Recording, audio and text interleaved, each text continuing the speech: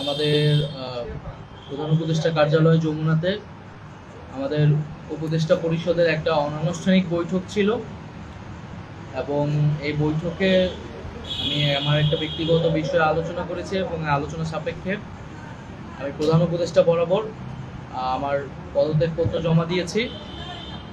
আমার যেই দুইটি মন্ত্রণালয় ছিল, তথ্য ও সম্প্রচার এবং ডাক, টেলিযোগাযোগ এবং তথ্য প্রযুক্তি, দুইটি মন্ত্রণালয়ের দায়িত্ব থেকে আমি ইস্তফা দিয়েছি।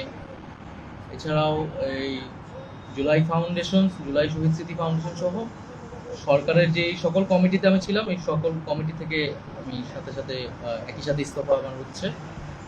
মূলত একটি গণ অভ্যুত্থানের প্রেক্ষিতে 8ই আগস্ট আমরা গণ অভ্যুত্থানের প্রতিনিধি হিসেবে প্রথমে 2 জন এবং পরবর্তীতে আরও একজন, 3 জন অন্তর্বর্তী সরকারে দায়িত্ব নেই অন্য উপদেষ্টাবৃন্দের সাথে।